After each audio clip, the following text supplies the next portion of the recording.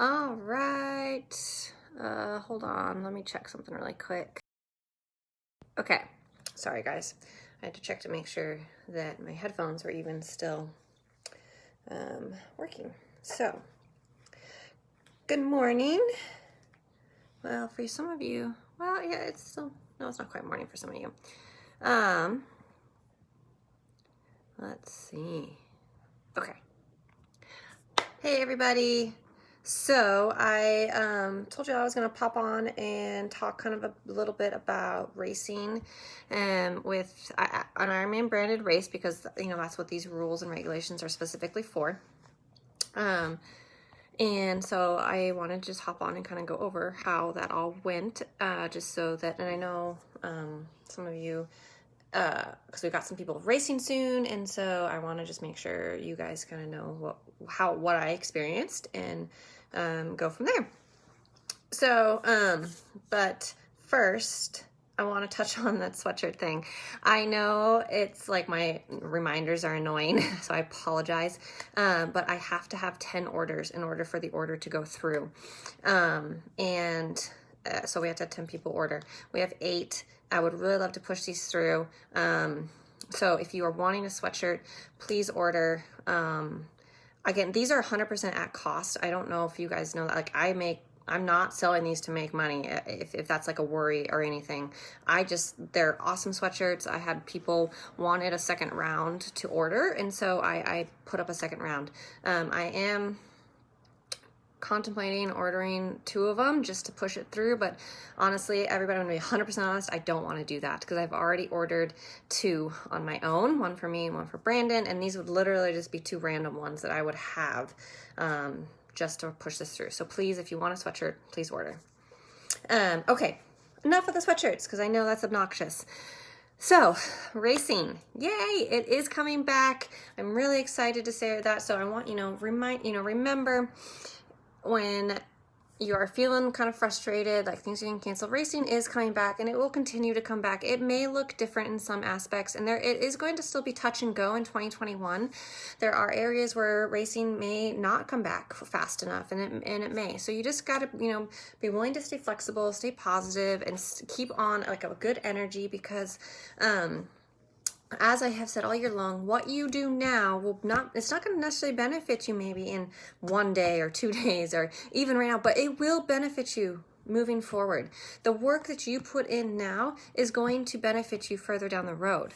And so staying on top of things is just one of the best ways to have the best 2021 that you can have, and the best 2022 that you can have, and best 2023. For as long as you want to keep doing this, the more that you keep working hard, the better it's going to be. So there's my little pitch for that. So, okay, racing. I want to say, honestly, Ironman did an amazing job. There is a reason why we spend the money on Ironman branded races. They put so much work into these, and it runs so much smoother than any other race. I will tell you, first off, I felt 100% safer at this race that had triple the amount of people than I did at that small race in Idaho.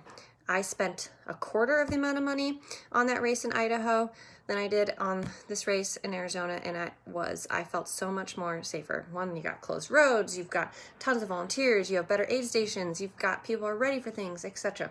And I honestly think Ironman covered their bases to the best that they could cover their bases when it comes to COVID regulations. And so I'm very happy, I was very, very pleased with that. They are very specific on social distancing and mask wearing. That is very important to remember. They were constantly repeating over the microphones, wear your mask, make sure your mask is on. Spectators, wear your mask if you're in and around the area. And the more we follow those and comply with that, the better that the chances are that these are going to continue to happen. So how this kind of worked, I put up a little cheat sheet for you guys. So take a look at that. It's just kind of outlines some stuff. Honestly, watching the athlete briefing, which is online when they have it, as well as the return to racing regulations video that Ironman brand put out is very accurate. They did a great job on that. It's very accurate. So a couple of the big changes is one, athlete check-in. It's only on one day now, and you sign up for your time. You get like a 1 hour slot. You want to bring your bike with you to this. What you do is you walk in, and again, this is what they did at Arizona 70.3, so there may be some slight differences across the board and across the world on some of these, but for the most part, they're going to be fairly similar.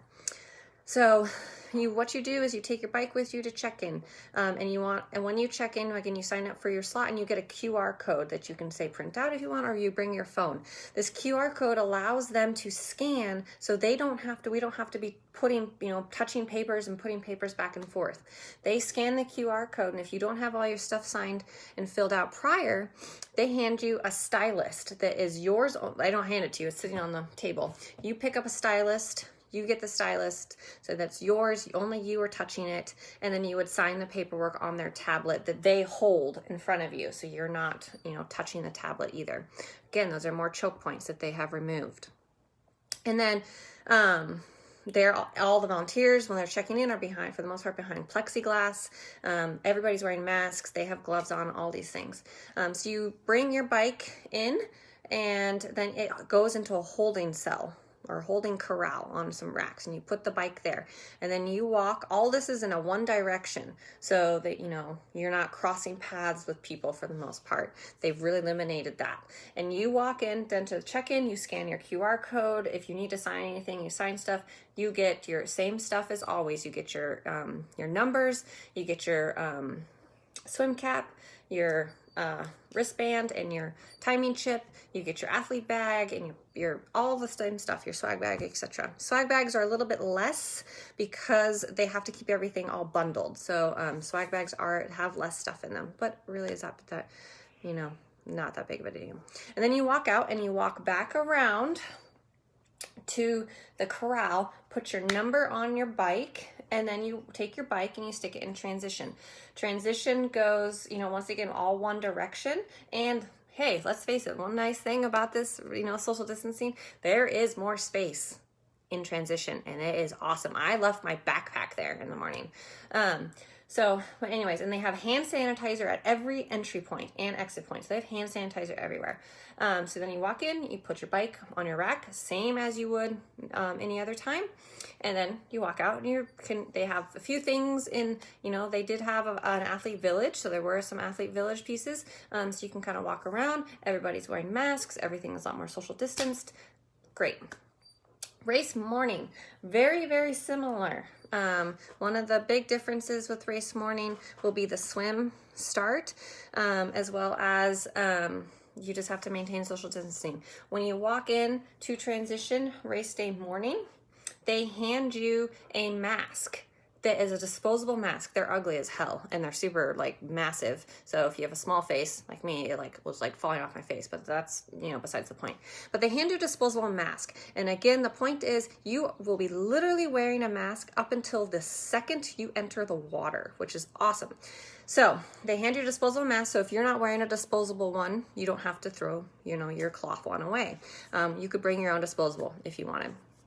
You walk into transition, you do your transition like normal. They still have plenty of porta potties. The lines seem a little bit longer because they social distance you. They have markers everywhere saying you have to stand here. It's 6 feet apart. So you stand on the markers. Throughout the entire morning for your transition, they were constantly reminding you, social distance, make sure you wear your mask, make sure your mask is over your nose. That was very important to them as well. It has to cover your nose and your mouth, and they're very specific about that. You leave transition once you get all your stuff, and you go to the swim corral. Now, if you're a faster swimmer, come to transition earlier. So we've got Ironman Arizona coming up, and we've got Ironman Cozumel coming up. If you are someone who is going to be around that 1 hour-ish of swim, and honestly, probably even the hour 15, because those are big groups, you need to get to the transition earlier so that you can get to the swim corral earlier. You're going to be standing around, so you have to be prepared for that. So bring some water and bring a snack. They have garbage cans everywhere. But the reason you want to get to these earlier is because they social distance all these corrals. So each corral, there's different corrals in the swim, and they're sectioned off from the other corrals, kind of like if you were to race at Boston. It's a similar concept. and you self-seed into this, but you have to social distance. They have little markers throughout the entire corral, every single corral that you have to stand on, that are 6 feet apart. And so these corrals fill up really quickly. So for example, I was in the under 30 group or whatever, or no, under 35 group, which is the fast group. Their groups are a little bigger than they ever used to be, because they don't have enough space to have like 5-minute increments. So they're a little bigger. So I got to the transition kind of late and got to the swim corral kind of late. And I was at the very back of my corral when I wanted to be closer to the front. So it's not like you can just scoot your way up to the front anymore. You have to stand in the social distancing pieces. So that's one of the reasons you need to get there a little bit early. So kind of keep that in mind when you're getting ready in the morning and you're trying to time out when you need to be in transition. Again, you wear your mask the entire time. They send you off in groups or in one person at a time every 5 seconds. And they have someone who stands there with their hands out, and they go, switching on and off between the 2 different sides. And behind that person who's standing there is the garbage can. And that is where, once you pass that person and you're about to enter the water, you toss your mask. You literally are wearing your mask the second you enter the water. Swim like normal, exit like normal. There is no wetsuit strippers, which is kind of a bummer, but it's the way that it is. You go into transition like normal, grab your bike like normal, you bike like normal. Aid stations are normal for biking, so don't have to worry about that. You still have plenty of aid stations, plenty of water, everything is the same. You get your single serve water bottle. For the full distance, I believe that the special needs bag section has changed. It used to be where they would just hand it to you as you kind of went. Now I believe it's kind of like a transition. You have to get off your bike and you have to go get it. I don't know that for sure. So for Ironman Arizona people, you'll want to watch the athlete briefing and rewatch the Return to Racing to kind of figure that piece out, because that might be a little bit different. And then another difference is they don't have people who grab your bike after you get off. So you do have to walk your bike back to your rack. It's not as big a deal for 70.3s, but for the full, you know what, it's going to be kind of a bummer. But that's okay. So then again, once you're done with the bike, you rack your bike and you head out to the run. And basically the run is the same. The only difference is the aid stations they're not handing you stuff. You have to grab it off of the table. I can tell you it did not affect anything. It was super easy to grab and go. The difference was the fact that the food is usually not open. So like any of the gels, they usually sometimes would open them and then hand them to you. Those you have to open on your own. That can take a second to kind of wiggle with. And then they'd only serve like bananas and stuff that you can easily cover, and they can keep covered. So again, the run stays the same. And then when red carpet is the same, finish line is the same. They do separate you out. So like if 2 people were to come in at the same time, you go to kind of separate sides in the finish corral.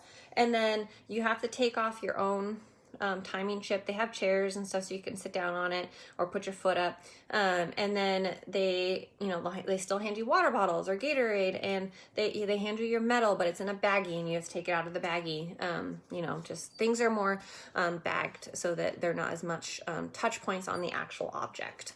And then they hand you, as you exit the finish corral, they hand you a mask so that you can put the mask on and walk around and then go to your transition to pick up your mask and or whatever else you need. Athlete food is still there and is still the same. The only difference is that it's bagged. So like I got a bagel and cream cheese, and the bagel was in a bag. They had bananas, but instead of them being like cut in half, it was a whole banana. So there was just less touching. So everything really stays very similar. But they got rid of a lot of the touch points. And like I said, I'll be very honest, they did a fabulous job. Really great keeping things spread out. All volunteers were amazing in wearing masks, and a lot of them wore gloves. The announcers, the workers, everybody was just, to me, it felt very safe from like a COVID situation. Spectators were, for the most part, really great about wearing masks in and around the transition area. As you get away and further away, if you're a spectator, you don't have to wear a mask unless you want to be. It was pretty easy to kind of, be socially distant out there when you're spectating. So, yeah, that's kind of how it all was. It was really great. I don't think there's going to be, it went really smooth. I didn't feel like there was any huge hiccups with it. So hopefully those of you that are racing soon feel the same way. I know there's a couple of you watching. I don't know if you guys have questions, or if you do watch this later and you have questions, you can always put them in later and I will try to respond. Again, this is just what I experienced while I was out there, and it may be slightly different for, different races.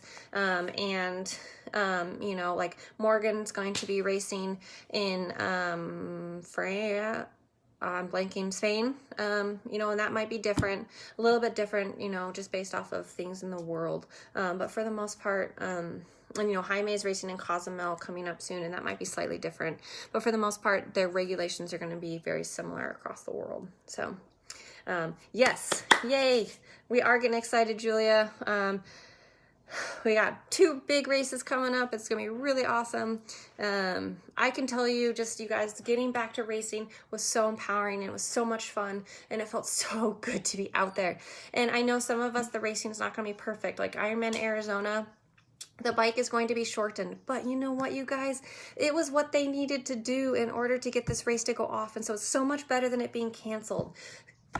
Only focus on the things that you can control. You can control your energy. You can control your work, your excitement. You can control how you feel about these things. And so focusing on the good, the gratitude, the fact that we're getting to race is so much stronger and more empowering than getting frustrated that it's not perfect. Again, no matter what it'll be like, it was so awesome to be out there. And it really, it may have been quieter. It was definitely a little quieter than a normal race, but the energy was still there. The race feel was still there. The nerves were still there. It was still race day, and that was awesome. And I think those of you that are, coming up to race, those of you that are getting to watch racing and using it to fuel what you want to do for 2021, I promise it is so empowering and so awesome, and I can't wait. I can't wait to see the rest of you continue to race. So, yay! Okay, yes. I'll sit here for just a quick second. I don't know if those of you who are watching do have any questions on that. Again, take a look at that cheat sheet that I put up. It basically repeats what I just said, but it is written. And then if watching the Return to Racing and the athlete briefing, which is on YouTube, which honestly is so much better than having to go sit in the sun anyways, and watch it. You can watch it on your own time in the comfort of your hotel or whatever. So those are good things. So, phew. Awesome. Well, I gotta go run 20 miles. Yay. So that's what I'm doing today. I think I might also save this and I'll email it to everybody so that you have it. So in case it's not on here, but awesome. Okay. Doesn't look like we have any questions. Again, if you do have questions, moving forward, let me know. I will do my best to answer. Again, I don't have all the answers, but I can share what I learned and what I experienced, and I will do my best. So have a wonderful Sunday, everybody, and keep working hard. You guys are so amazing, and I just want to thank you all from the bottom of my heart for sticking through it this year, working hard, adjusting, doing the things, and your dedication and keeps me motivated as a person, as an athlete, as a coach, and so thank you. I'm just so honored to coach every one of you, and let's get after it. All right, bye guys.